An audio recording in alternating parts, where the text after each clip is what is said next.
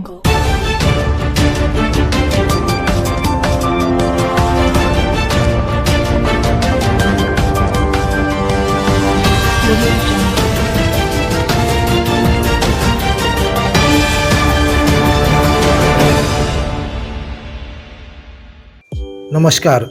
मैं हूं अशोक श्रीवास्तव और आप देख रहे हैं मीडिया दस्तक न्यूज़ के यूट्यूब चैनल पर अपना पसंदीदा कार्यक्रम बस्ती की हस्ती। सरकारी और गैर सरकारी संस्थाओं के तमाम प्रयासों के बावजूद सड़क हादसे कम नहीं हो रहे। आए दिन लोग हादसों में असमय अपनी जान गंवा रहे हैं। थोड़ी सी सावधानी लाकर इनमें 90% से ज़्यादा कमी लाई जा सकती है। सड़कों पर जितनी दुर्घटनाएं होती हैं उनके कारणों को बारीकी से देखें तो पता चलेगा कि वाहन चलाने में लापरवाही और यातायात नियमों की अनदेखी मौत का कारण बनी है। हम में से हर एक का जीवन बहुमूल्य है। हमारे ऊपर तमाम जिम्मेदारियां हैं। हमसे हमारे परिवार और समाज को काफ़ी उम्मीदें हैं। हर आदमी इन बातों को समझने का प्रयास करे तो उसे आसानी से समझ में आ जाएगा कि उसका होना कितना ज़रूरी है और उसके न होने पर परिवार को किन मुसीबतों और मुश्किलों का सामना करना पड़ सकता है। एक्सीडेंट के बाद 1 घंटे का वक्त गोल्डन आवर कहलाता है। इस वक्त तेजी से ब्लीडिंग हो रही होती है अथवा घायल व्यक्ति अंतिम सांसें ले रहा होता है। ऐसे में उसे तुरंत प्राथमिक उपचार की ज़रूरत होती है। बस्ती जनपद के हरैया थाना क्षेत्र के रजौली गांव के रहने वाले प्रमोद कुमार ओझा एक चर्चित युवा हैं जो बस्ती जिले में हाईवे पर होने वाले सड़क हादसों में गोल्डन आवर में पहुंचकर निजी संसाधनों या लोगों की मदद से घायलों को अस्पताल पहुंचाते हैं और इनका इलाज शुरू करवाने के बाद ही चैन की सांस लेते हैं। ऐसा वे वर्षों से करते आ रहे हैं। अब तक हजारों लोगों को अस्पताल पहुंचाकर उनका प्राथमिक उपचार करा चुके हैं। यह कहें कि वे अब तक सैकड़ों लोगों की जान बचा चुके हैं तो अतिशयोक्ति नहीं होगा। इस महान कार्य के लिए उन्हें अनेकों बार स्वास्थ्य व पुलिस महकमे की ओर से सम्मानित किया गया है। आइए जानते हैं उनसे तमाम सवालों के जवाब जो लोगों के लिए प्रेरणा स्रोत हो सकते हैं। नमस्कार दोस्तों, मैं हूं अशोक श्रीवास्तव और आप देख रहे हैं मीडिया दस्तक यूट्यूब चैनल पर अपना पसंदीदा कार्यक्रम बस्ती की हस्ती। जैसा कि आप जानते हैं, हफ्ते में प्रत्येक रविवार को हम बस्ती जनपद के किसी ऐसे नामचीन चेहरे को आपके सामने लाते हैं जो अपने उत्कृष्ट योगदान से समाज को और देश को अपना महत्वपूर्ण समय और सहयोग दे रहे हैं। इनसे एक अच्छा संदेश समाज में जा रहा है, तो इनको आपके सामने हम इसलिए लाते हैं कि इनसे वार्ता के दौरान जो सच्चाई और जो बातें सामने आती हैं उससे आप भी कुछ सीखें, सबक लें और देश और समाज की तरक्की में और सभी को खुशहाल बनाने में आप अपना योगदान दें। तो आज हमारे साथ स्टूडियो में मौजूद हैं हमारे युवा साथी प्रमोद कुमार ओझा जी। प्रमोद कुमार ओझा जी बस्ती जनपद के हरैया थाना क्षेत्र में रजौली गांव के रहने वाले हैं। तो आइए मुलाकात कराते हैं प्रमोद कुमार ओझा जी से। प्रमोद जी नमस्कार, स्टूडियो में स्वागत है। सभी दर्शकों को मैं प्रणाम करता हूं, धन्यवाद। प्रमोद जी, आपके बारे में कहा जाता है आप वैसे परिचय के मोहताज नहीं हैं, पूरा जनपद आपको जानता है और आप बहुत अच्छा अपना योगदान दे रहे हैं। आपके बारे में कहा जाता है कि हाईवे पर बस्ती या इधर कप्तानगंज के आसपास हरैया और विक्रम जोत तक कोई भी दुर्घटना होती है तो आप डायल 112 या पब्लिक की मदद से पहले आपको पता चल जाता है तो आप निजी संसाधनों से मौके पर पहुंच जाते हैं और घायलों को अस्पताल में एडमिट करा करके उनका इलाज करवाते हैं। मैं अशोक जी आपको सर्वप्रथम धन्यवाद देना चाहूँगा कि आपने मीडिया दस्तक प्रोग्राम में मुझे आमंत्रित किया जी। और जब कोई सड़क हादसे में घायलों की मदद के बारे में मुझसे पूछा, मुझे बड़ी प्रसन्नता होती है जी। खासकर हर व्यक्ति का यह कर्तव्य है कि वह सड़क हादसे में घायलों की मदद करे, लेकिन लोग मदद के बजाय गुरेज करना चाहते हैं। मैं आपके माध्यम से, आपके स्टूडियो के माध्यम से हर एक व्यक्ति को यह संदेश देना चाहता हूं कि हर घायलों की, हर परेशानी पड़े व्यक्तियों की उसे आके मदद करना चाहिए, जिससे समाज में, क्षेत्र में एक अलग पहचान बन सके। प्रमोद जी, आप ये काम कब से कर रहे हैं? मैं आपको बताना चाहता हूँ, इसके पीछे मैंने भी अपने एक परिवार के मुखिया को खोया है। 1990 में मेरे बाबा की सड़क हादसे में मौत हुई थी। उस समय मैं तकरीबन 6 या 7 साल का हुआ करता था। सुबह का समय था, गांव में संदेशा आया कि बाबा की सड़क हादसे में बाबा घायल हो गए हैं। घर के लोग दौड़े, मैं भी शौक रह गया कि बाबा को चोट लग गई, क्योंकि उन्हीं बाबा के कंधे पर मैं बैठ के बाजार जाया करता था। मैं भी साइकिल खड़ी थी, मैं कैंची चलाते हुए सड़क पर पहुंचा और वहां से 7 किलोमीटर की दूरी तय करके हरैया पहुंचा। उस समय डॉक्टर पहले हरैया अस्पताल तहसील के सामने हुआ करता था। तो डॉक्टर ने यही कहा कि आप लोगों ने लाने में लेट कर दिया, जिससे इनकी मौत हो गई। मुझे वही धारा, वही बातें आज भी याद हैं। जब मैं कभी सड़क दुर्घटना की बात सुनता हूं तो मैं तुरंत मेरा हृदय द्रवित हो जाता है और मैं यह अपेक्षा लेकर के कि मेरे बाबा की तरह किसी के परिवार को अस्पताल पहुंचने में देरी ना हो जाए, यह लालसा लेकर के मैं तुरंत निकल पड़ता हूँ। जिस स्थिति में रहता हूँ उसी स्थिति में मैं घर से, अपनी कार से, मोटरसाइकिल से, जैसे पैदल भी कभी कभी ऐसी दुर्घटनाएं सड़क में हुई हैं, मैं पैदल ही पहुंच गया हूँ। निकल जाना पड़ता है जी। तो ये आपने अपने बाबा को खोया 1990 में। जी जी। और अस्पताल पहुंचाने से पहले ही उन्होंने दम तोड़ दिया। जी जी जी। ऐसे बहुत हादसे होते हैं जब लोग एक्सीडेंट की अवस्था में, जो एक गोल्डन टाइम होता है, लोग कहते हैं कि एक एक्सीडेंट के 1 घंटे बाद तक इतना महत्वपूर्ण समय होता है कि मामूली जख्म भी अगर लगा हो और रक्त स्राव यानी ब्लड ज़्यादा गिर जाए, ब्लीडिंग ज़्यादा हो जाए, तो आदमी को बचा पाना बहुत मुश्किल होता है। जी जी। ऐसे में जो प्रथम सहायता में आता है उसको किसी देवता से कम नहीं समझा जाता है, वो धरती का भगवान है। और आपको भी बस्ती में हाईवे का दूध कहा जाता है। आपको एक उपाधि मिली है। क्षेत्रीय लोगों की मानता है कि इस तरह का नाम मेरा रखे हैं कि आप हाईवे के देवदूत हैं। हाँ, तमाम अखबारों ने, तमाम मीडिया साथियों ने लिखा है आपको हाईवे दूध कहा जाता है। कैसा लगता है जब ये सम्मान मिलता है आपको? जैसे सम्मान, मैं ये चाहता हूँ कि मुझे कोई कुछ भी कहे, तमाम तरह की बताएं आपको, जब मैं मदद करता हूँ तमाम तरह की प्रतिक्रिया भी आती है। लोग मेरे कार को एम्बुलेंस कहते हैं कि एम्बुलेंस लेके चलते हैं, लेकिन मैं चाहता हूं कि यह बड़े पैमाने पर, व्यापक स्तर पर प्रचार प्रसार हो, हर व्यक्ति की मदद में काम आवे, जिससे कोई सड़क पर तड़पता हुआ पड़ा न रह जाए और उपचार के अभाव में दम न तोड़ दे। रही बात जब लोग मुझे हाईवे का देवदूत कहते हैं तो मुझे बड़ी प्रसन्नता होती है कि कम से कम अगर मैं कुछ कर रहा हूं तो लोग मुझे कोई उपाधि दे रहे हैं। प्रमोद जी, अच्छे काम को सम्मान मिलना ही चाहिए। आप इतनी मेहनत करते हैं और इतना जोखिम उठाते हैं, अपने निजी संसाधनों से पहुंच करके तमाम रक्त रंजित लोगों को ऐसे घायल अवस्था में हॉस्पिटल पहुंचाते हैं जब दूसरा कोई हाथ नहीं लगाता है, छूने की हिम्मत नहीं होती है मरीज को। उस वक्त आप विभत्स अवस्था में लेकर के अस्पताल जाते हैं, परिजन भी हाथ नहीं लगाते उस वक्त। तो आप इतना कठिन और इतना साहसी काम करते हैं, आपको सम्मान मिलता है, आप डिजर्व करते हैं इसको। हमारे दर्शकों को बताइए कि आपको जैसे अभी कहीं पता चल जाए कि कहीं एक्सीडेंट हो गया और आपकी ज़रूरत है वहाँ, तो आप कैसे पहुँचते हैं वहाँ और क्या करते हैं? प्रथम दृष्टया क्या करते हैं, तुरंत क्या करते हैं? मैं आपके चैनल के माध्यम से दर्शकों को बताना चाहता हूँ कि दुर्घटनाएं अनेकों हुई हैं। मैंने तमाम ऐसी दुर्घटनाओं को देखा है जिनसे मेरा कलेजा ढल गया है। स्थितियाँ उस समय की ऐसी होती हैं, वह मंजर ऐसा होता है कि हर कोई उसमें मदद की हिम्मत नहीं जुटा पाता है।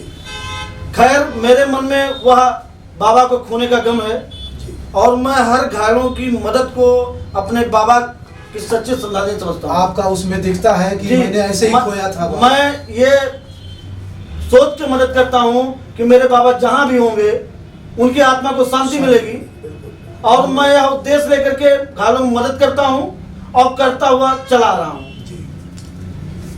तमाम दुर्घटनाएं ऐसी होती हैं जिसमें 100 हो जाता है। अब आप आकलन करेंगे, अपनी निजी गाड़ी में खून से लथपथ व्यक्ति को लादना। आप तो अक्सर ऐसा करते हैं। करता हूँ। और लोग हाथ नहीं लगाते, लोग तड़पते रहते हैं रोड पर। मैं समझता हूँ मेरे बाबा आज खुश हो जाएंगे। क्या बात है, मैं अपने बाबा की खुशी के लिए ऐसा करता हूँ। बहुत अच्छा, बहुत बड़ा बात। और मैं लोगों को संदेश देता हूँ, देखिए मैं कर सकता हूँ, आप क्यों नहीं कर सकते हैं? मान लीजिए उदाहरण के तौर पे अभी हम आप लखनऊ चले, वहाँ हम लोग साथ कोई दुर्घटना हो जाए, हमारे परिवार का वहाँ कौन हो? कोई नहीं रहेगा। कोई नहीं रहेगा, नो डाउट। इसलिए हर व्यक्ति को यह चाहिए कि अगर मेरे सामने दुर्घटना हो रही है तो उस परिवार का मैं हूं। अगर यह धारणा हर व्यक्ति के अंदर बन जाए तो शायद कोई सड़क पर तड़पता हुआ मिलेगा नहीं। प्रमोद जी, एक बात यहाँ पूछना आपसे बहुत जरूरी है। जैसे एक्सीडेंट जब हो जाता है तो आम आदमी जो तुरंत पहले पहुँचता है घटना स्थल पर, उसके मन में एक बात होती है कि हम इसको उठा करके किसी तरह ले ही जाएं हॉस्पिटल, तो हमको अस्पताल के, डॉक्टरों के और पुलिस के पचड़े में फंसना पड़ेगा। पहले ऐसा होता था। पहले ऐसा होता था, इसमें कोई बट नहीं है। हाँ। एक बार का वाकया बताएं आपको। हाँ जी। मैं जो आप कह रहे हैं कि लोग इसलिए मदद करना नहीं चाहते हैं कि कौन पुलिस के पचड़े में पड़ना चाहे, कौन ये गवाही देने जाए कि घटना कैसे हुई, क्यों हुई। एक बार मैं अपने ननिहाल से लौट रहा था जी रास्ते में दुर्घटना हुई थी। जी मैंने उस व्यक्ति को अपनी कार पे लाद दिया जी और जब मैं कप्तान हॉस्पिटल ले आया तो उसके घर के लोग आ गए। घर के लोगों ने कहा कि अगर आपने मेरे परिवार के सदस्य को चोट नहीं दिया था तो आप लाद के क्यों लाए। हाँ, क्यों ले आए? काफी देर तक पंचायत आप ही निशाने पर आ गए। मैं ही निशाने पा गया। वाह। इसलिए लोग मदद नहीं करना चाहते हैं। पुलिस आएगी, पूछेगी कैसे हुआ, क्या हुआ, लेकिन इसके लिए भी हम लोगों को आगे आना होगा। कोई ना कोई आगे आएगा। अब तो सभी शायद जागरूकता लगता है उत्तर प्रदेश सरकार शायद इसमें कोई पुरस्कार भी देती है। पुलिस भी जो इस तरह की मदद करता है उसको गुड सैमरियन का, अच्छे नागरिक का सम्मान देती है। ऐसा बदलाव आया है। देखिए, इस मुद्दे पे मैं इसलिए कुछ नहीं कहूंगा जी जी कि इनाम उस व्यक्ति को मिलता है जो कुछ नहीं करता है। आप देखे होंगे राष्ट्रपति क्या पुरस्कार ऐसे ऐसे शिक्षकों को मिला, मैं नाम नहीं लूंगा। जो मेहनत करने वाला शिक्षक है, जिसने विद्यालय की नींव रखी, विद्यालय को जागृत किया, उस व्यक्ति को राष्ट्रपति पुरस्कार नहीं मिलता है। खैर, उत्तर प्रदेश सरकार क्या कर रही है, वो ऐसे लोगों को मिल जाता है जो गणेश परिक्रमा करते हैं, जो चापलूसी करना जानते हैं। वो और इस जो बारे में मैं कुछ नहीं कहूंगा। सही है। आपने बहुत बड़ा मैं अपना कर्म करता हूं, क्योंकि मुझे हर घायलों की मदद में अपने बाबा को सच्ची श्रद्धांजलि दिखती है। मैं अपने बाबा की आत्मा की शांति के लिए घायलों की मदद करता हूं। पुरस्कार ये अलग पहलू है। जब आदमी पुरस्कार के लिए काम करेगा, धन के लिए काम करेगा, कर नहीं पाएगा। निश्चित रूप से कहीं न कहीं बनावटीपन आएगा। बनावटीपन आएगा। और जब यह मन में आ जाएगा कि हम ये काम कर रहे हैं, अच्छा काम कर रहे हैं, इसके लिए एनजीओ आदमी कम करेगा, ज्यादा दिखाना चाहेगा। तो एनजीओ और जो संस्थाएं हैं उस बारे में ना चर्चा करते हुए कहूंगा कि हर व्यक्ति को कुछ ऐसा करना चाहिए कि ऊपर वाला देख रहा है। हाँ, बिल्कुल सही। एक कैमरा सबसे सशक्त कैमरा हाँ, सबसे अच्छा कैमरा उसी का है और उसकी लाठी में आवाज भी नहीं है। आवाज नहीं। वो देख रहा है। मेरे साथ भी घटना हुई है। मेरे साथ दो दुर्घटनाएं हुई। मेरा ट्रक हादसे में 2016 में घायल हुआ था। लेकिन लोग कहते थे कैसे आप बच गए। मैंने कहा ईश्वर को अभी बहुत लोगों को मदद कराना है। बहुतों को बचाया था इसलिए बच गए, और बहुत लोगों को बचाया था, बहुत लोगों को बचाना है। बहुत अच्छा। तो ये स्थितियां हैं। मदद हर व्यक्ति को करनी चाहिए और जब तक हर व्यक्ति जागृत नहीं होगा, मैं खासकर युवा पीढ़ी को संदेश देना चाहता हूँ कि युवा देश के भविष्य हैं और अगर ये चाहें कुछ भी कर सकते हैं। बहुत बड़ा बदलाव आ सकता है। बहुत बड़ा बदलाव आ सकता है। ऐसी ही सोच सकती आपको मैं बताऊं, दुर्घटना में मेरे राइट पड़ा हुआ है। अच्छा। और मैं 90 किलो आदमी उठा लेता हूँ। प्रमोद जी, आप कई दशक से ये सेवा कर रहे हैं और सड़क पर घायलों को अस्पताल पहुंचाते हैं। आपके सामने ऐसे सैकड़ों कहें, हजारों कहें, ऐसे उदाहरण आए होंगे जब आप मौके पर पहुंच करके घायलों को अस्पताल में गए, ले गए, भर्ती कराए। लेकिन हमारे दर्शकों को दो एक वाकया ऐसा बताइए कि अगर आप नहीं पहुंचे होते कुछ देर के अंदर तो शायद वो दुनिया में नहीं होते या उनको बचाना बड़ा मुश्किल था। है कोई ऐसा वाकया याद? देखिए अशोक जी, मैं आपको दुर्घटनाएं तो मैंने बहुत देखी। दर्शकों को बताया। एक से एक दुर्घटनाएं हमने देखी। जी। मैंने मदद मांगते हुए, तड़पते हुए, दम तोड़ते हुए देखा लोग। अब मैं सिस्टम के बारे में कमेंट नहीं करूंगा। कई दुर्घटनाएं ऐसी हैं जो द्रवित कर देती हैं और जाने के बाद नींद नहीं आती। मैं आपको आपके चैनल माध्यम से बताना चाहता हूं कि लोग एम्बुलेंस और पुलिस के पहले मुझे लोग सूचना देते हैं। क्या बात है। मैंने अपने कर्म से अपने नंबर को प्रचारित करा रखा है। अच्छा, आपने अपना मोबाइल नंबर भी फ्लैश करवा दिया? फ्लैश किया करा दिया है। हर रास्ते में जो भी जागरूक व्यक्ति है वो मेरा नंबर जानता है। तो जो जानता होगा वो एक बार आपको मिला के फिर पुलिस को मिलाता होगा, पहले आपको मिलाता नहीं, उन लोगों का ये मानना है कि अगर हम एम्बुलेंस के 108 पे टेलीफोन करेंगे तो कहेगा आप लाइन पे बने रहिए। हाँ बिल्कुल कहेगा। और जब प्रमोद ओझा के पास फोन करेंगे, प्रमोद ओझा कहेंगे कि आप 2 मिनट रुकिए, मैं पहुंच रहा हूँ। बिल्कुल सही है, दोनों में बहुत फर्क है। और जैसे आपने कहा कि तमाम कुछ दुर्घटना ऐसी बताई है जैसे आप पहुंच गए, उनकी जान बच गई हो। हाँ। देखिए, मेरे पहुंचने से कुछ नहीं हुआ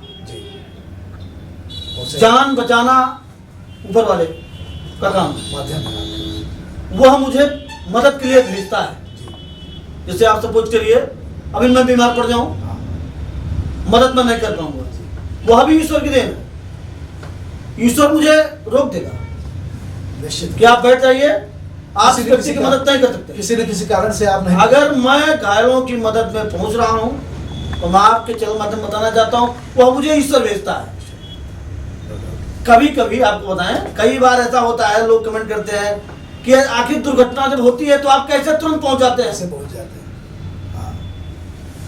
तो मैंने उन लोगों को बताया, हमने कहा देखिए मैं नहीं पहुंचता हूं, मुझे ईश्वर उसकी मदद के लिए भेजता है। पहुंचाया जाता है। और मैंने किसी की जान नहीं बचाई। मैं प्रयास करता हूं कि गोल्डन आवर में उसको अस्पताल पहुंचाया जाए ताकि उसकी जान बच जाए। जब मैं अपने मुंह से कहूंगा कि मैंने जान बचाई तो अतिशयोक्ति होगा। ईश्वर ने जान बचाई। हाँ, चिकित्सक इस बात को कहते हैं, जैसे मेरे कप्तानगंज के चिकित्सकों ने जिलाधिकारी बस्ती, एसपी बस्ती, आरटीओ बस्ती को जो पत्र भेजा उसमें यह मेंशन किया है कि अगर प्रमोद ओझा द्वारा गोल्डन आवर में इस व्यक्ति को अस्पताल ना पहुंचाया गया होता तो शायद इसकी जान न बचाई जाती। हमें ये पता है, इस सभी लोगों ने अप्रिसिएशन लेटर आपके बारे में भेजा है, आपकी तारीफ की है और आपको एक अच्छा नागरिक बताया है। अब प्रमोद जी, आप हमारा दर्शकों को बताइए, बार बार बीच में आ रहा है गोल्डन आवर। जी। तो golden hour after accident golden hour कितने टाइम का होता है जिसको मानते हैं? जैसे गोल्डन आवर तो अगर 10, 15, 20 मिनट के अंदर जैसे रक्त स्राव हो रहा है, हाँ। अगर रक्त ज्यादा गिर गया हाँ। तो उसको बचा नहीं जा सकता है। ज्यादा ब्लीडिंग हो गई तो बचना मुश्किल। गोल्डन आवर है जल्दी से जल्दी उसको अस्पताल पहुंचा दिया जाए। सरकार का यह मुहिम बहुत अच्छा है, लेकिन सरकार ऐसे लोगों को चुन नहीं पा रही है कि लोगों को जागरूक करे, प्रोत्साहित करे, जिससे लोग मदद में आगे आए। आप बताइए, 2020 से गोल्डन आवर चल रहा है, बस्ती जिला प्रशासन ने कितने लोगों को गोल्डन आवर दिया? लेकिन वो प्रशासन का काम है। उसके भरोसे हम रह करके निश्चित। अगर आप उसके भरोसे रहेंगे, गोल्डन आवर मुझे इनाम मिले, तो आदमी कुछ नहीं कर पाएगा। ऊपर वाला देख रहा है, ऊपर वाला हमको इनाम दे रहा है, आपके दोनों हाथ सही हैं, दोनों पैर सही हैं, आपका परिवार फल फूल रहा है, इससे बड़ा गोल्डन आवर आपके लिए क्या हो सकता है? तो कोई ऐसा वाकया याद हो आप तो दर्शकों को बताएं। वाकया तो बहुत है, लेकिन मैं 2 एक वाकया आपको ऐसा बताऊंगा कि जिस समय मेरे पास साधन नहीं था। अच्छा, सूचना मिली और आपके पास कन्वेंस नहीं था उस समय? मैं कप्तानगंज में बैठा था, जी। मैंने अपनी कार एक व्यक्ति को दे दिया था, उसकी मोटरसाइकिल लेके मैं एक निमंत्रण में बैठा था और उसी समय आपको सूचना मिली? उसी समय मुझे सूचना मिली कि ककुआ रावत के पास एक ऑटो पलट गई, उसमें कई लोग घायल हो गए। अब मेरे दिमाग में वही था, मैं कार पे हूँ, मैं कार आ रही, मेरी कार कहाँ गई? आप दे चुके थे पहले? तो फिर मुझे याद आया, तो मैं तो मोटरसाइकिल से हूँ, वही नकटी दे के हमारे करीबी है गौरव तिवारी, वो भी साथ में बैठे थे उसी निमंत्रण में। गौरव भाई ने कहा, अरे प्रमोद क्या हुआ क्या हुआ क्या हुआ? हमने कहा दुर्घटना हो गई, चलो चला जा। रात के 8:30 पौने 9 बज रहे थे। गौरव भाई को मैं मोटरसाइकिल बैठाया, घटनास्थल पहुंच गया तो देखा कि जो ऑटो का चालक था वो ट्रक के पहिए से पिस के उस 2 पहिए के बीच में जाके फंस गया था। बाडी उसकी और चिल्ला रहा था, नीचे का हिस्सा उसका। अच्छा, आप पहुंचे तो जीवित था? जीवित था। अच्छा। उधर से महाराज चौकी पुलिस आ गई। हाँ जी। अब लोग कह रहे हैं फंसा है। मैंने कहा अगर ड्राइवर तो नहीं ऊपर, नहीं मैं अंदर घुसूं, वो चला दे। हाँ। तो वह ड्राइवर भाग गया। मैं अंदर घुसा, पकड़ के उसको खींचा, बाहर निकाला। अब उसको ले कैसे चला जाए? एम्बुलेंस के लिए फोन किया, एम्बुलेंस रोड जाम था, पीछे फंस गई। अब मैं ऑटो भी नहीं चलाने जानता था, तो मैंने गौरव भाई से और पुलिस वालों से कहा, ललित कांत यादव यही अपने चौकी प्रभारी अस्पताल गेट है, वहां मेरे यहाँ चौकी इंचार्ज थे। हमने कहा ऑटो सीधा करिए, और हम लोगों ने ऑटो सीधा किया और उसी ऑटो को उसको लग दिया। और ऑटो न चला पाने के बाद स्टार्ट नहीं हुई, 1-2 लोग लगे। हम लोग 4 किलोमीटर पैदल 25-30 के स्पीड में धक्का देते हुए, दौड़ाते हुए, धकेल के ऑटो ले गए। क्या बात, धक्का देके हम लोग कप्तान में पहुंचे, तब भी वो जिंदा था। हम लोगों ने अस्पताल से रिफर कराया, जिला अस्पताल आया, जिला अस्पताल लखनऊ गया। तो घटनाएं बहुत हुई, घटनाएं कई बार ऐसी घटनाओं में बताऊंगा। प्रमोद जी, कई बार ऐसी स्थिति आती होगी कि आप अपने काम में बिजी रहते होंगे, घर पे रहते होंगे, शादी ब्याह समारोह में रहते होंगे, या अपनी कहीं इमरजेंसी में जा रहे होंगे। अगर ऐसे हाल में आपको एक्सीडेंट की सूचना मिल जाए तो आपसे ये तो हम कहेंगे नहीं प्राथमिकता है, तो आपकी तुरंत बदल जाती होगी। जी जी, जैसे अगर मैं दुर्घटना का जिक्र सुन लेता हूँ, नाम सुन लेता हूँ, तो मेरे कोई भी इमरजेंसी कार्य हो, सारा काम छोड़ दे, वो तुरंत पोस्टपोन हो जाता है मौके पर। यह मेरा पूरा परिवार जानता है। अब आपको मैं बताना चाहता हूँ, परिवार के कुछ सदस्य इस बात में का विरोध भी हल्का फुल्का करते थे। अच्छा, शुरुआती दौर में जब मेरे कपड़ों में खून लग जाते थे, तो लोग कहते थे अरे, अब एक दिन की बात हो तो हो, आप अक्सर ऐसा पहुंचते रहे होंगे घर पर। तो मेरी जो दुर्घटना हुई 2016 में, तो मैंने अपने परिवार के लोगों से पूछा, तो वो लोग अस्पताल आए कि ये बताइए कि मुझे कौन लेकर के आया? अगर मेरा भरा पूरा परिवार था तो मुझे अस्पताल कौन लेकर के आया? तो कुछ देर बाद लोगों ने बताया कि पुलिस लाई और पब्लिक वाले ले आए। हमने कहा क्यों? जब मेरा इतना अच्छा परिवार था तो क्यों पुलिस वाले लेके आए?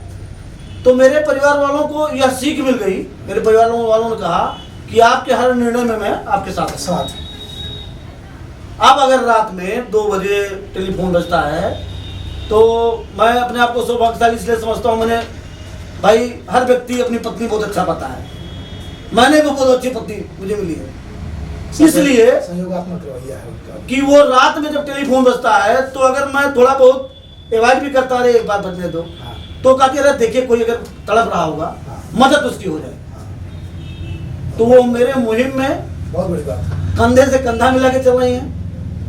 यानी आपका भी परिवार आपके साथ आ चुका है। पूरा शुरुआत में लोगों को आपका उद्देश्य और आप इसका वो नहीं पता रहा होगा, लेकिन धीरे धीरे जब आप इसी काम को करने लगे तो लोगों को समझ में आया कि अब इनको बदल नहीं पाएंगे तो खुद को बदल। आप कहीं अगर जूते पे या कपड़े पे खून के छींटे रहते हैं तो लोग उससे बच गए ना। हाँ बिल्कुल सही कहा। तो उनको भी अपार प्रसन्नता होती है। और आपको बताना चाहता हूँ कि मैं बीपी का पेशेंट भी हूँ, लेकिन जिस दिन मैं किसी घायल की मदद करके जाता हूँ, मैं बीपी की दवा नहीं खाता हूँ। क्या बात है, उस दिन आपको राहत मिली, अपार प्रसन्नता होती है, इतनी अच्छी नींद आती है, आपसे क्या बताऊँ। दर्शकों आप ध्यान से सुनिए, अभी आपने प्रमोद ओझा जी को सुना। वो कह रहे हैं कि जिस दिन मैं किसी घायल को अस्पताल पहुंचा देता हूं, उसको समय से मदद मिल जाती है। मैं बीपी का पेशेंट हूं, लेकिन उस दिन मुझे बीपी की दवा नहीं खानी पड़ती। क्या बात आपने कहा है, बहुत अच्छी नींद आती है, अच्छी नींद आती है। जी जी। और मैं आपको देखिए, क्या पत्रकार, हाँ तो पत्रकार के बारे में आप जानिए ना। जी जी। अगर पत्रकार कहीं टेलीफोन करेगा या किसी को लेके साथ जाएगा तो थोड़ा बहुत उसको मदद मिल जाएगी प्राथमिकता से। मैं अगर घायलों को अस्पताल पहुंचाता हूं, उसके पीछे 3 फायदे हैं। पहला, एम्बुलेंस की उसको जरूरत नहीं है, मेरे पास कार है, तो अपनी कार पे डाल दिया। दूसरा कि मैं कार पे लाता, मैंने अस्पताल में टेलीफोन कर दिया, मैं लेके आ रहा हूं, वहां लोग अलर्ट हो गए पहले से। तीसरा, उसको समय से उपचार मिल गया। आम आदमी अस्पताल में जाएगा, नहीं मिल पाता, तो डॉक्टर कमरे पर आएंगे, बुलाने पर आसानी से नहीं आएंगे। मैं ले जा रहा हूं, समय से गोल्डन आवर में उपचार मिल रहा है। आपके रेगुलर ऐसा करने से डॉक्टरों की भी और जो स्वास्थ्य विभाग की जो मदद मिलनी चाहिए, आपको हम बताएं कि पुलिस और स्वास्थ्य कर्मियों की भरपूर मदद मिलती है। आपके प्रति नजरिया अच्छा है उनका। अगर नजरिया ना अच्छा होता तो हम लोग सरकार प्रशासन को रिपोर्ट थोड़ा भेजते निश्चित नहीं भेजते कि नहीं इनके- भेजते, और आप अस्पताल पे लेके पहुंचते तो वो समय से सेवाएं नहीं देते, तो आपके सारे उद्देश्यों को पालन कई बार ये स्थितियां आई है, मैं आपके चैनल के माध्यम बताना चाहता हूँ। हाँ। अच्छा, स्वास्थ्य तंत्र से, स्वास्थ्य तंत्र से, प्रशासन से। अच्छा ऐसा भी हुआ है। अब प्रशासन स्वास्थ्य विभाग की स्थिति आप जान ही रहे हैं कि अस्पताल में क्या है, हाँ हाँ बिल्कुल, कभी रुई है कभी पट्टी नहीं है। कभी रुई, कभी पट्टी नहीं, कभी डॉक्टर नहीं, कभी जी। लेकिन मौजूदा समय में बहुत अच्छी पुलिसिंग भी चल रही है और स्वास्थ्य विभाग बेहिचक लोग इंटरेस्ट ले रहे हैं, क्योंकि लोग ये कह रहे हैं कि जब प्रमोद ओझा जैसे व्यक्ति बेहिचक बिना किसी स्वार्थ के अगर घायलों की मदद कर रहा है तो हम लोग भी आगे आएंगे। निश्चित रूप से तमाम बार चंदा भी लगाए जाते हैं घायलों को अस्पताल भेजने के लिए। दर्शकों, यहाँ ध्यान देने की बात है, अभी प्रमोद ओझा जी ने कहा कि जब आप घायलों की मदद के लिए उन्हें अस्पताल लेके पहुँचते हैं तो स्वास्थ्य महकमा और पुलिस दोनों का नजरिया सहयोगात्मक रहता है, और एक बदलाव देखने में मिल रहा है कि पहले जैसी स्थिति अब नहीं है। लोग मदद को सामने आते हैं, कुछ हम करते हैं, कुछ स्वास्थ्य महकमे के लोग करते हैं और कुछ पुलिस वाले करते हैं, मिल करके अच्छा काम किया जा रहा है। यही नहीं, हाँ, पब्लिक का भी सहयोग मिल रहा है। पब्लिक का अब लोगों के मन से यह भय और डर खत्म हो रहा है जी। कि पुलिस मुझसे पूछेगी। जी। तमाम दुर्घटनाएं होती हैं, लोग मुझे बताते भैया उठाओ इसको, अब तारीफ की जाती है लोगों की, जो ऐसा उठाओ इसको, हाँ बिल्कुल सही। तो इसलिए कहते हैं भैया भी आ जाएंगे, उठाओ इसको। तो यह धीरे धीरे यह धारणा लोगों के अंदर खत्म हो रही है, डर खत्म हो रहा है कि मदद करेंगे तो हमको परेशान किया जाएगा। ऐसा कुछ नहीं है। सुप्रीम कोर्ट का जियो आ गया है कि आप घायलों की मदद करेंगे तो आपको बिना वजह परेशान नहीं किया जाएगा। मैं खासकर युवाओं को संदेश देना चाहता हूं कि आप लोग घायलों की मदद करिए और हेलमेट जरूर लगाइए, क्योंकि आप लोग भाई हेलमेट नहीं लगाते। बहुत अच्छी बात आपने कहा, आपने अपने आंखों के सामने बहुत सारे एक्सीडेंट देखे होंगे, और हम लोग तो समाचार लिखते रहते हैं। तमाम ऐसी परिस्थितियां होती हैं जो एक्सीडेंट का कारण होती हैं। तेज गति से चलना, हेलमेट न लगाना, जिसकी वजह से गंभीर चोट लग जाती है, और ऐसी जगहों पे चोट लग जाती है जहां जान बचाना मुश्किल हो जाता है। लोग सीट बेल्ट नहीं लगाते हैं, तो ऐसे तमाम कारण हैं जो ट्रैफिक रूल का लोग पालन नहीं करते। मैं खासकर युवाओं को संदेश देना चाहता हूं हाँ जी, कि दुर्घटनाएं जो भी होती हैं उसमें अधिकतर दुर्घटनाएं बिना हेलमेट, बिना हेलमेट वालों के साथ होता है। नशे का सेवन नशे में लोग चलाते हैं गाड़ी। बहुत अच्छा। और एक फोन। ईयरफोन, बहुत अच्छी बात आपने कहा। मैं युवाओं को ये संदेश नहीं, निवेदन करता हूं कि आप लोग इन चीजों में परिवर्तन लाइए। जो जैसे आप देखते होंगे लोग हाथ में लटका लेते हैं हेलमेट, हाँ, हाथ में लटका लेते हैं। तो मैं उन युवाओं को संदेश देता हूं कि हेलमेट भाई सही जगह लगाइए। नहीं हाथ ही बचेगा ना हेलमेट ही बचेगा। बिल्कुल सही कहा। और दुर्घटनाएं जब भी होती हैं, अधिकतर जो लोग हेलमेट लगा रहते हैं वह लोग काल के गाल में असमय नहीं जाते हैं। जैसे उनको जो गंभीर चोट नहीं लगती है। मैं आपको बताऊं, एक दुर्घटना का मैं जिक्र करना चाहता हूं आपके माध्यम से। जी। एक बार मैं भोजन कर रहा था, जी एक सज्जन ने टेलीफोन किया, भैया एक्सीडेंट हो गया। जी। हमने कहा यार खाना खा रहा हूं। दूसरे ने फोन किया, भैया एक पैर कट गया। मैंने धीरे से थाली हटा दिया। हटाई, मैडम ने कहा अरे यार, हमने कहा 2 मिनट में आ रहा हूँ। मैं सड़क पे पहुंच रहा हूँ, देख रहा हूँ कि उसका दोनों पैर कट के अलग हो गया। अच्छा, घटनास्थल पर ही। हाँ, सोनू पार्क के तरफ का कहीं का था, लालगंज थाने का। उसको 1 मिनट में आपकी बात को रोकूंगा। आप रहने वाले महाराजगंज के आसपास है, हरैया थाना क्षेत्र जी, में, और सोनू पार आपसे तकरीबन 30 किलोमीटर दूर है। वो व्यक्ति, उसके यहाँ कोई कार्यक्रम था, वो कार्ड बांटने हरैया क्षेत्र में गया था। अच्छा, यहाँ से और वहां से लौट के आ रहा था, उस समय हुआ। उसका दोनों पैर कट गया था। जी जी जी। और जब मैं पहुंचा देखा दोनों पैर अलग था। रिलायंस कंपनी पेट्रोल का टैंकर था, पहिया चढ़ गया था, पैर उधर आदमी उधर। उसको पन्नी लगा के गाड़ी में लादा गया, पैर अलग से रखा गया। हम लोग कप्तान लाए, लेकिन वह व्यक्ति बहुत ही हिम्मती था। वो यही कहता था भैया थोड़ा सहयोग करिए, मैं खड़ा हो जाऊंगा। हमने कहा यार तुम्हारे पास पैर नहीं है। वो बच गया है, बच गया वो। बच गया वो। क्या बात है। दोनों पैर नहीं है। इसके बाद भी उसके एक रिश्तेदार मिले थे, एक निमंत्रण में बात होने लगी। पूछे भैया नाम आपका? तुमने बताया कहते भैया आप ही ने तो मेरे रिश्तेदार को बचाया था, 2 पैर नहीं। ऐसा नहीं, अगर आप हेलमेट लगाएं, पैर टूट जाए, हाथ टूट जाए, अगर हेलमेट है तो आपके सर में चोट नहीं लगे, आप कोमा में कतई नहीं जाए। तो खासकर युवाओं को मैं कहूंगा आप हेलमेट जरूर लगाएं। प्रमोद जी, अभी आप हमारे दर्शकों को बता रहे थे कि हेलमेट लगाकर चलें, ईयरफोन का इस्तेमाल कतई न करें, और 4 व्हीलर वाले बेल्ट लगा के चलें, मोबाइल से बात न करें, लोग नशे में गाड़ी न चलाएं। आप हमारे दर्शकों को ये सारे संदेश दे चुके हैं, और इसको लेकर के अक्सर अवेयरनेस के तमाम कार्यक्रम चलाए जाते हैं गवर्नमेंट की ओर से, स्थानीय प्रशासन की ओर से, यातायात जागरूकता को लेकर के, जिसमें तमाम इंस्टीट्यूट भी आते हैं, पब्लिक सेक्टर भी आता है, और आप जैसे तमाम समाजसेवी भी उसमें आते हैं। इतना सब कुछ होने के बावजूद बदलाव क्यों नहीं हो रहा है?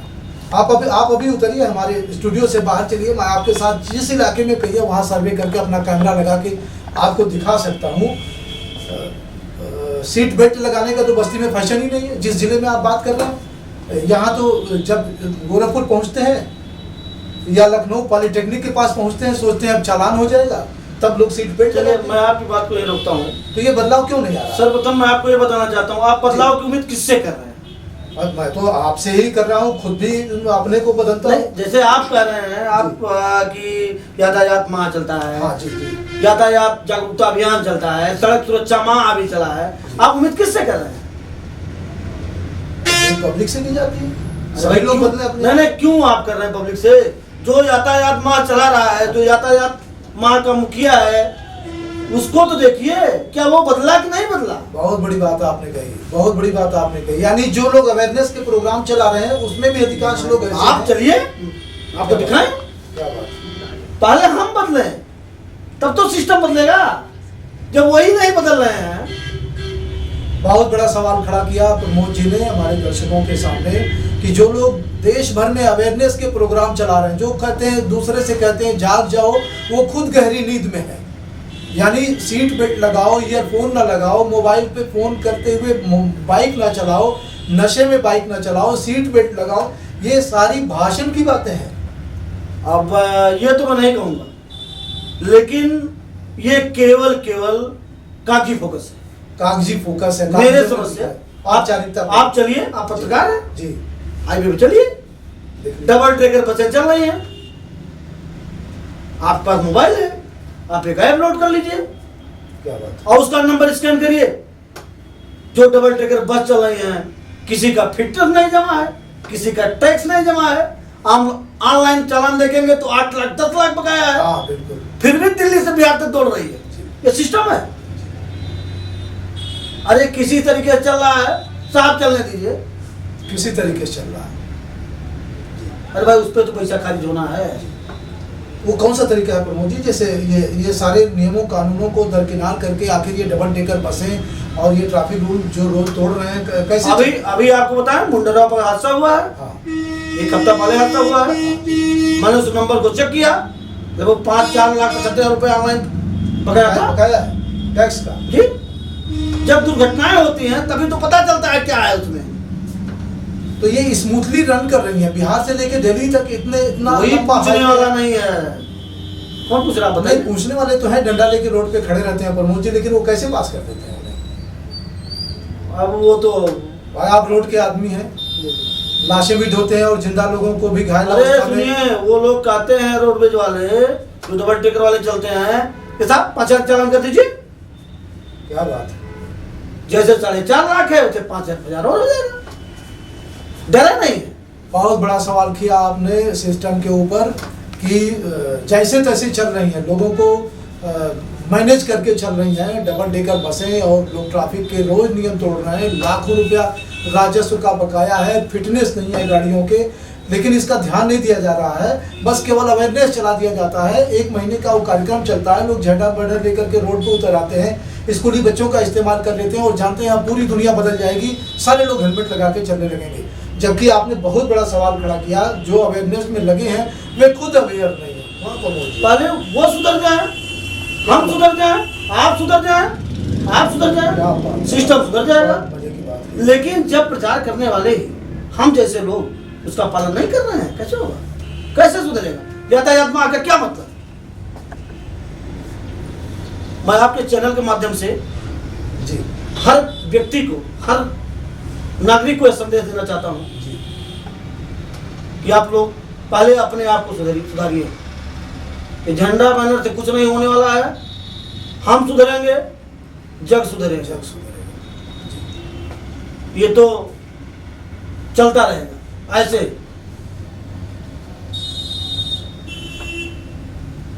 और खासकर मैं जिला प्रशासन को भी एक संदेश देना चाहता हूं आपके चैनल के माध्यम से। जी जैसे सड़क सुरक्षा समिति की बैठक होती है, हाँ बंद कमरे में होती है, हाँ जी मैं उन अधिकारियों के ऊपर टिप्पणी नहीं कर रहा हूँ। जी मैं उन अधिकारियों से कहना चाहता हूँ, जब कोई दुर्घटनाएं हो आप लोग स्पॉट पे जाइए और देखिए कारण देखिए, दुर्घटनाएं कैसे होती हैं, घायलों को कैसे निकाला जाए। बहुत बड़ी बात आपने कही है, सही है। हर दुर्घटना का एक कारण होता है और उसकी तह तक कभी नहीं जाया जाता है। अगर आप मौके पर नहीं पहुंच पा रहे हैं तो आप अपने कर्मचारियों से फीडबैक लीजिए कि जब गाड़ियां गिर गई, जी उसके मलबे में आदमी फंस गया, आप प्रशासन के पास कौन सी ऐसी मशीन उसको निकालेगा? आप बस्ती जनपद के किसी थाने पर कटर मशीन नहीं है, कटर मशीन नहीं, किसी थाने पर कटर मशीन नहीं। कटर मशीन नहीं है, थाने कभी रही ही नहीं कटर मशीन। दुर्घटना हो जाती है, घायल मलबे में फंस जाते हैं। मैं आपको बताना चाहता हूँ, कप्तानगंज के रमुआपुर पर दुर्घटना हुई। जी एक गोरखपुर का परिवार था, वो लोग लखनऊ से गोरखपुर जा रहे थे। जी एक ट्रक में पीछे से जाके कार भिड़ गई। रात 12 बज रहे थे।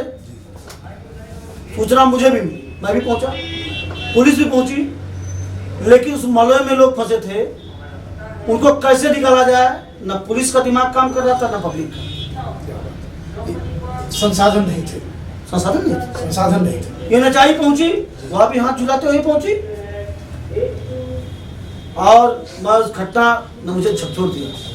मैं बहुत जल्दी, मैं कई दिन प्लान बनाया, चल के कप्तान साहब से मिलता हूँ, बहुत अच्छे अधिकारी हैं, उन्होंने 2 बार गणतंत्र दिवस पर झंडा फहराया है। अगर अच्छे न होते तो क्यों फहराते?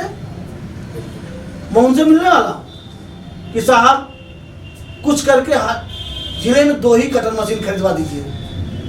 अब आपको बताऊं कि उन घायलों को कैसे निकाला गया। उस कार के आगे ट्रक मारा गया और पीछे खींचा गया। जब मलबा फैला तब लोग निकाले गए, तब तक 4 लोगों ने दम तोड़ दिया। सुन के कलेजा कांप जा रहा है। अब आप सोचिए, हम लोग तो चश्मदीद गवा रहे हैं, ऐसी तमाम दुर्घटनाएं होती हैं। तो कप्तान साहब से बहुत जल्दी मिलूंगा, केवल इसी मुद्दे के लिए, मेरा कोई काम नहीं है। निश्चित रूप से, जी निश्चित साहब, आप पहल करिए। अब आपको बताएं, दुर्घटना होती है तो पुलिस वाले गैस कटर मशीन दुकानदार को ढूंढते हैं, ये किस गांव का है, किस गांव का है? उसके गांव में जाते हैं लोग, उसको बैठा के लाते हैं, तब तक बहुत देर हो जाती है। बहुत देर हो जाती है। अगर जिले में 2 ही मशीन हो जाए, तभी कवर हो जाए काफी। एक बस्ती की सीमा में रहे हाँ, और एक छावनी की सीमा में रहे, तो एक थाना दूसरे थाने सहयोग मांग करके कुछ मदद कर सकता है। तो ये तो मेरा प्रशासन से अनुरोध है, अगर ऐसा प्रशासन करवाएगा तो निश्चित ही घायलों को और त्वरित गति से अस्पताल पहुंचाने में मदद होगी। तो दोस्तों, ये थे प्रमोद ओझा जी।